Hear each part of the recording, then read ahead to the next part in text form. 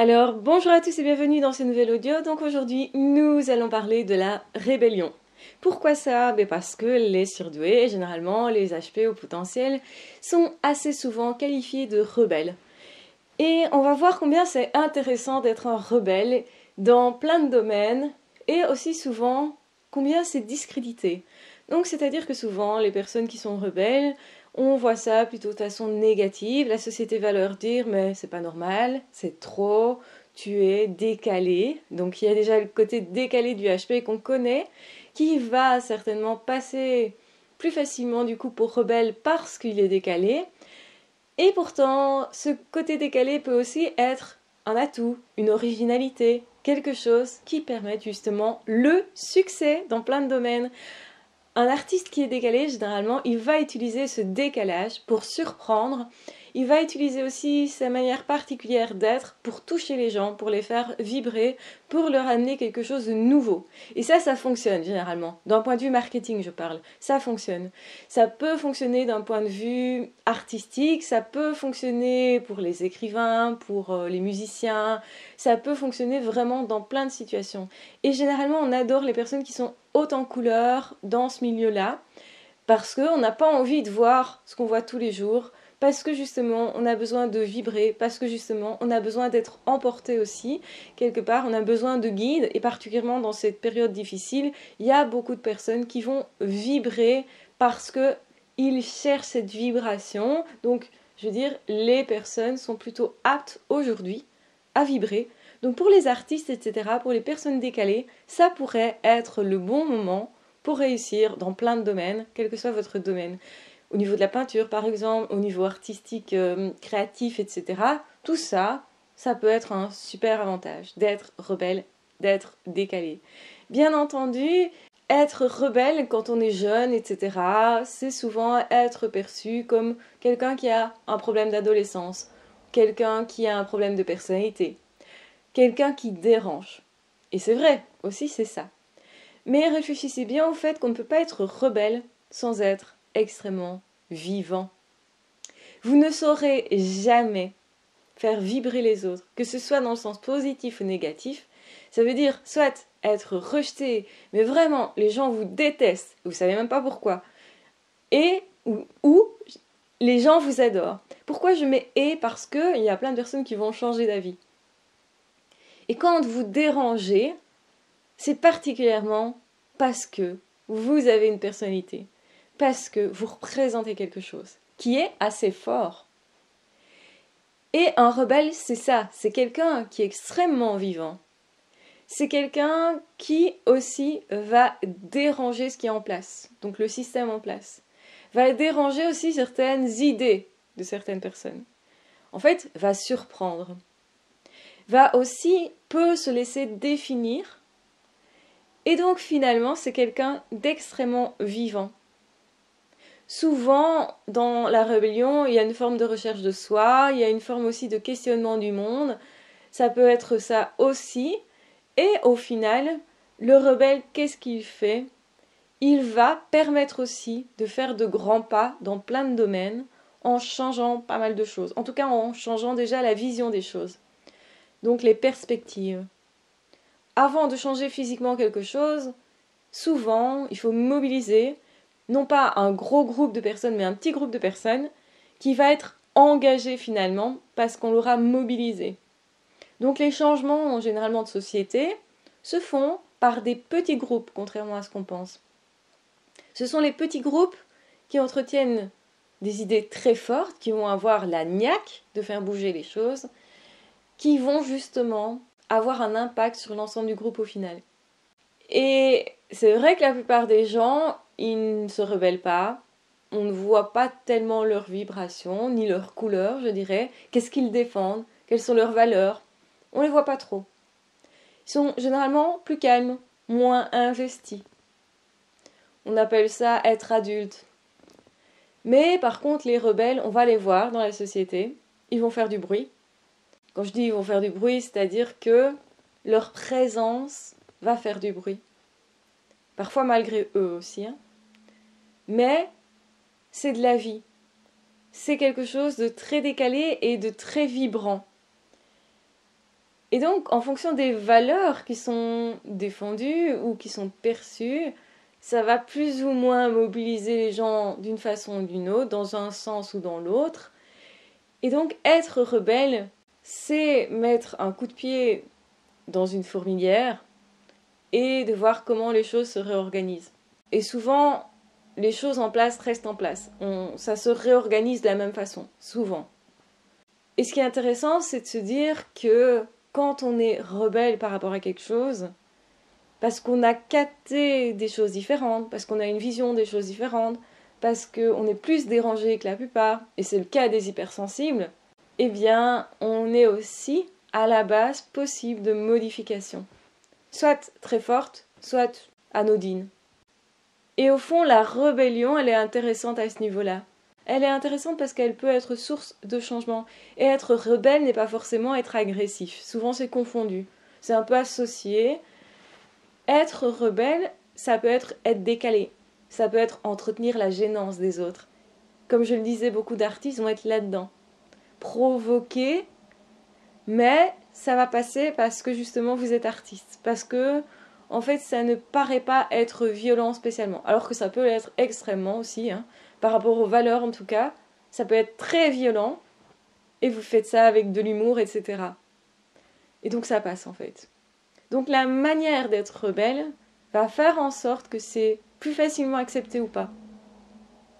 Mais vraiment comprendre que la rébellion n'est pas forcément une mauvaise chose, que c'est pas non plus forcément négatif, que c'est une force de vie, que c'est une énergie qui est là, et généralement une énergie nouvelle qui se déclare en nous, à travers nous, et au-delà de nous, parfois, parce que ce sont aussi beaucoup de rebelles qui ont mené les gens, qui leur ont donné de l'espoir, qui les ont amenés à changer leur point de vue, à changer leurs idées. Et souvent, les rebelles sont décalés, et souvent, les rebelles sont remarqués, et souvent aussi, du coup, ça pourrait permettre le changement et permettre aux personnes de se relever, de retrouver leur petite flamme. En face d'un rebelle, généralement, on se retrouve un petit peu tous. Et c'est assumé ou ça ne l'est pas. Donc ça veut dire que, au fond de nous, on a tous été un peu rebelles, c'est normal, on a tous été adolescents, on a tous eu envie de changer des choses, et finalement, souvent, on s'est dit, ça vaut pas la peine, ou moi tout seul, j'y arriverai pas. On a rencontré des obstacles, et souvent, c'est beaucoup plus des limites au niveau des croyances. Le rebelle, il a justement moins de limites. En tout cas, c'est ce qu'il paraît. Et c'est pour ça que souvent ils emportent les gens avec eux, c'est parce qu'il y a cet espoir de changement, cet espoir de choses différentes, et ce réveil de ce qu'on aurait peut-être pu faire nous. Et ça va être agréable ou désagréable, à l'extrême. Parce que ça mobilise des émotions très fortes. Donc en fait, soit on va se dire « Ah oui, c'est une personne qui a raison, moi aussi je croyais ça », et on va retrouver l'adolescent en soi ou l'envie de changer les choses. C'est parfois pas l'adolescent, on peut avoir ça adulte, et souvent les surdoués, les HP ont cette particularité de conserver la rébellion à l'âge adulte. Ce qui fait qu'on va leur dire souvent « mais t'es pas adulte en fait ». Il y a un côté enfantin, joueur, il y a un côté aussi à entretenir la gênance peut-être avec les autres, à vouloir les déranger, c'est ça que je veux dire, à vouloir aussi déranger le système, à se rebeller facilement par rapport à beaucoup de valeurs, parce que le surdoué, il voit ce qui dérange, ce qui est dérangeant pour lui, mais généralement, il l'a fait un peu comme les autres, il s'en est accommodé à un moment donné, et quand il croise un rebelle, il va se retrouver lui, généralement. Donc du coup, la rébellion pour le surdoué, elle est particulière, surtout qu'à l'adolescence, il ne se rebelle pas face à l'autorité des parents ou des enseignants. Généralement, il va être beaucoup plus dans le respect des autres, mais ça ne veut pas dire qu'il n'y avait pas une rébellion en lui, mais elle peut être masquée. La crise d'adolescence, généralement, elle passe plus inaperçue chez les surdoués. Elle glisse un peu plus. Il se passe beaucoup de choses au niveau émotionnel, sentimental. Le surdoué questionne beaucoup le sens des choses, et particulièrement à l'adolescence, pendant justement la période fatidique, on va dire, de la crise d'adolescence. Mais ce n'est pas la même crise d'adolescence que les autres personnes. Les autres personnes sont plus rebelles dans le sens affronter les autres, affronter l'autorité, parfois même juste par défi et pas par valeur profonde. Donc c'est je conteste, toi, adulte, qui tu es et ce que tu veux mettre en place, pour moi, trouver une place pour moi, mais pas parce que j'entretiens des valeurs contraires aux tiennes, qui sont déjà fondées. Surdoué, c'est plus ça. Quand il se révolte, c'est parce qu'il a déjà ces valeurs, qu'elles sont fondées, qu'il sait où il va et qu'il n'est pas d'accord avec ça parce que pour lui, c'est insupportable. Il défend des idées contraires parce qu'il défend vraiment ces idées contraires-là. Et non pas juste par défi, ou juste parce que c'est la crise d'adolescence, ou juste parce qu'il se cherche une place. Donc la crise d'adolescence chez l'adolescent surdoué est bien différente des crises d'adolescence, on va dire, classiques. C'est pas la même chose qui est mobilisée. Donc vous avez une finesse différente aussi d'analyse. Le surdoué, il va questionner beaucoup plus les autres, le monde, pourquoi tu vis, pourquoi tu fais ce que tu fais, quelles sont tes valeurs profondes. C'est vraiment une recherche de sens qui est philosophique, qui est profonde. Et ça, c'est très particulier et c'est encore plus dérangeant. Parce que, justement, la plupart des gens, ils vont vivre sans se poser trop de questions. Et quand le surdoué arrive avec ces questions, l'autre va se dire, mais je ne me suis jamais posé ces questions-là. Donc il peut rejeter tout en bloc en se disant c'est que c'est pas utile de se poser ces questions-là puisque moi j'ai vécu comme ça et très bien. Donc je vois pas l'utilité. Et comme toi, généralement, tu es plus jeune que moi, je vais me dire mais je connais plus que toi. Sauf qu'avec un surdoué, ce qui est dérangeant, c'est que l'autre il va questionner différemment. Donc le surdoué va aller loin. Et si vos valeurs elles sont pas hyper bien établies, il va mettre le doigt exactement là où il manque quelque chose, où c'est pas cohérent pour le surdoué. Et du coup, ça peut vous faire peur parce que vous allez voir vos propres défauts, incohérences, manquements, failles, et vous ne saurez plus les nier, puisqu'elles ont été mises en évidence. Et c'est pour ça, généralement, que le surdoué rebelle, il dérange. Il dérange encore plus qu'un autre rebelle, en fait, hein, parce qu'il questionne beaucoup plus le sens de la vie, c'est beaucoup plus profond. Mais quand, par contre, il trouve son sens profond, le surdoué est plus apte à emmener les autres avec lui. Pourquoi? Parce que c'est un passionné, qu'il est intense, qu'il est déterminé. Quand il a une idée en tête, il l'a pas ailleurs. Et il est boosté au niveau émotionnel. Donc, c'est pour ça que les surdoués, malgré eux, sont de bons leaders. Et des leaders naturels. Ce ne sont pas des leaders établis sur l'autorité. Ce sont des leaders établis plutôt sur leurs compétences, sur aussi leurs valeurs, sur leurs idéaux. Ce sont des êtres idéaux, hein. Donc du coup, ils vont apporter aux autres aussi certaines valeurs, certains guides. Donc les gens ont besoin de guides actuellement, et c'est pour ça que je pense que beaucoup de surdoués pourraient exceller au niveau professionnel, par exemple, parce que guider les autres et les emmener avec soi, c'est aussi leur proposer quelque chose, et ça peut être aussi professionnel, mais ça peut être simplement les guider pour un changement dans le monde. Et c'est pour ça que les surdoués sont quand même des personnes capables de mobiliser les autres, de mobiliser les sentiments, les émotions intérieures des autres, les valeurs des autres. Et quand vous mobilisez ça, ben vous mobilisez les personnes en fait. Vous êtes un vecteur de changement dans le monde. Et est-ce que vous l'assumez ou pas? Est-ce que vous voulez jouer un rôle à ce niveau-là ou pas? Ça peut faire peur aussi, mais il y a quand même cette possibilité. Et donc le rebelle, c'est ça. C'est quelqu'un qui a des possibilités, qui peut s'en servir ou pas, qui peut déranger ou pas. Et d'ailleurs, est-ce qu'on assume le fait de déranger ou pas, va faire la différence entre ce qu'on ose faire ou ce qu'on n'ose pas faire. Et quand vous êtes détesté par une personne, n'oubliez jamais que cette personne pourrait aussi switcher et finalement déterminer que vous êtes une personne exceptionnelle. Parfois, le fait de déranger, c'est parce que cette personne se dit « cette personne est tellement formidable, mais je ne la comprends pas, mais moi je me sens petit à côté ». je sens que moi je pourrais pas atteindre ce que cette personne propose, ça me dérange parce que ça vient entrechoquer mes valeurs, ça vient vraiment frontalement m'ennuyer dans ma vie, remettre en question mes valeurs, remettre en question comment je vivais avant et me donner l'illusion qu'en fait je me suis trompée pendant toutes ces années-là, donc c'est dérangeant. Donc je peux détester quelqu'un parce que cette personne représente quelque chose de dérangeant pour moi, et à l'extrême. Donc c'est pas la personne en fait que je déteste, hein, c'est ce qu'elle représente. C'est aussi que cette personne vient déranger ma vie, et c'est ça qui ne me plaît pas, et c'est pour ça que je réagis. Mais après coup, je peux me dire aussi, cette personne est géniale. Et je commence à adopter ces idées-là nouvelles pour moi. Je commence à m'adapter en fait à ce qu'on est venu déranger dans ma vie. Je commence à réarranger ma vie mais différemment. Et donc je commence à accepter certaines valeurs, certaines idées que je ne connaissais pas, qui sont nouvelles. Et ça demande du temps. Et la personne peut ensuite se mettre à vous adorer. Et généralement c'est très extrême, hein. Donc qu'on vous déteste très fort ou qu'on vous adore très fort, ce n'est jamais vous. Ça, c'est une chose qu'il faut bien comprendre. Être détaché de ça, c'est hyper important. Mais c'est tout à fait possible que la personne switch.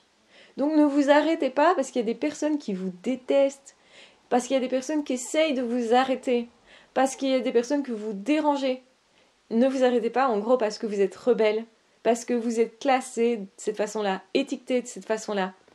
N'ayez pas peur de ça. Parce que oui, vous mobilisez peut-être des émotions très intenses, mais ça veut dire aussi que vous pourriez mobiliser un groupe de personnes plus ou moins gros qui pourraient transformer le monde, qui pourraient transformer certaines choses en place, en tout cas secouer le système. Et c'est un petit peu comme justement mettre son pied dans une fourmilière, ça veut dire que la fourmilière, elle va se réorganiser. Et en même temps, elle peut se réorganiser un peu différemment. Et je pense sincèrement qu'il y a beaucoup de choses à faire dans ce monde actuellement. Parce que justement, nous sommes dans un monde actuel qui a été perturbé, qui a été dérangé. Et ça peut être une aubaine. Donc, simplement, je voulais vous proposer ce questionnement et faire le lien entre rebelle et force de vie, source de vie. Vous ne pouvez pas être dit rebelle sans avoir cette force à l'intérieur de vous. Et si vous-même, vous savez lire dans les yeux des autres qui vous traitent de rebelle, le fait que oui, vous pouvez changer plein de choses, vous avez les forces de le faire. Après, est-ce que vous le voulez ou pas, c'est à vous de voir. Vous allez forcément rencontrer vos propres doutes, vos propres peurs, et c'est nécessaire quand on veut réussir quelque chose, mais ça ne veut pas dire que c'est impossible.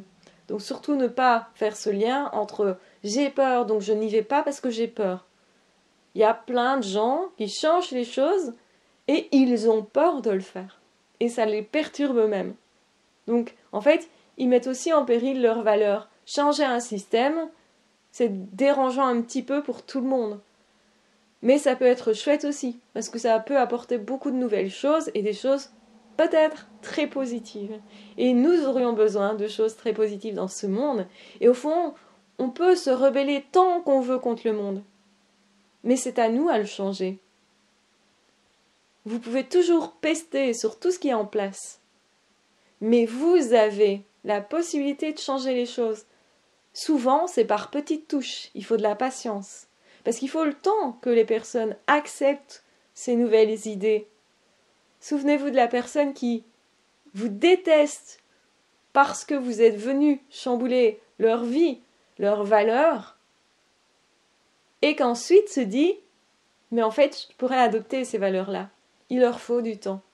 Et pour une société, pour changer quelque chose dans la société, eh bien, ça demande du temps.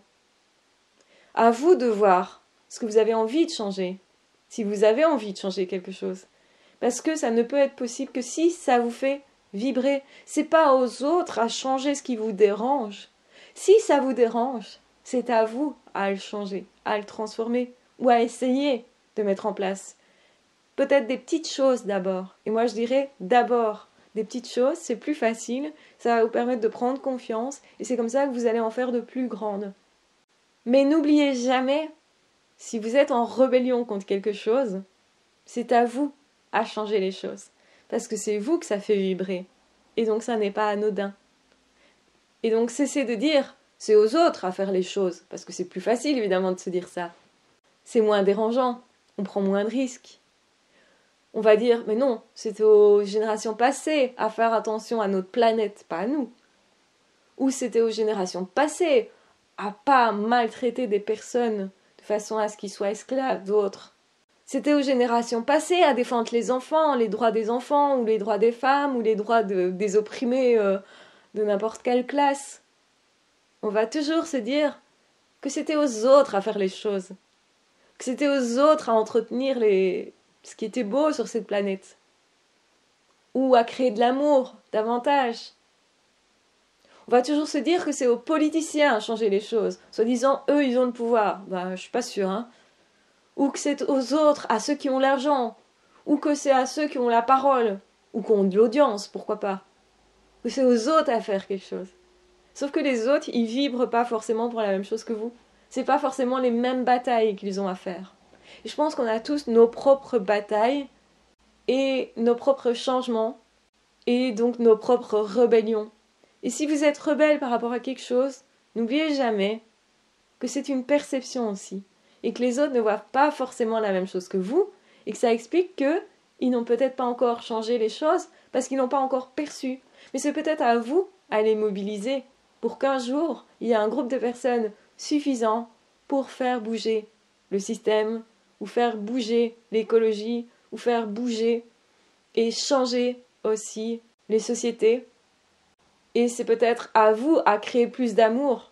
Mais n'oubliez jamais que rien n'en changera si vous-même, vous ne vous transformez pas et que vous n'allez pas chercher chez vous vos peurs, vos blocages. Donc voilà, j'espère que cet audio vous aura aidé, vous aura fait réfléchir, vous aura peut-être mobilisé. Et mon but ici, c'est pas de créer un débat sur ce qui va bien ou pas dans le monde. Actuellement, on sait bien qu'il y a plein de choses qui ne vont pas. Mais mon but, c'est de vous dire, est-ce que moi, à mon niveau, je peux déjà commencer par faire quelque chose? Parce que beaucoup de personnes peuvent agir, mais ils minimisent ce qu'ils peuvent faire. Ils pensent que parce que c'est une petite action ou deux petites choses, ça ne changera rien. Et si on pensait tous comme ça, eh bien le monde, il ne bougerait pas. Or, le monde bouge en permanence. Il est fait des individus qui sont dedans. Donc, autrement dit, de nous tous. Et c'est ça le paradoxe, c'est qu'on se dit qu'il y a le monde, qu'il y a nous, et que nous on est tout petits par rapport au monde, et que donc forcément on peut rien changer. Et en fait, la bataille elle est perdue avant de commencer. Alors qu'un rebelle il se dit « Ah non, il faut changer les choses ». Il sait pas comment, mais il est tellement rebelle et tellement investi qu'il va essayer au moins. N'oubliez jamais que si quelque chose vous dérange, cette chose est toujours là dans votre vie, dans votre environnement, dans le monde, parce que on n'a pas encore osé faire quelque chose pour le changer. Donc, n'hésitez pas à être rebelle, mais n'hésitez pas aussi à prendre vos responsabilités et à vous dire, tiens, est-ce que je peux faire quelque chose d'intelligent? N'allez pas non plus vous mettre en péril, hein. Mais qu'est-ce que je peux faire par rapport à cette cause qui me touche, par rapport à cette chose qui m'ennuie, ou ce truc qui me fait vibrer moi, et qui vibre pas forcément chez les autres, en tout cas pour l'instant, mais peut-être qu'on peut faire vibrer chez les autres, d'ailleurs. En tout cas, je vous embrasse bien fort, je vous aime très fort, prenez bien soin de vous, aimez-vous aussi, et de toute façon, on se retrouvera très vite dans d'autres audios ou dans d'autres vidéos. Ah, ciao, bye bye!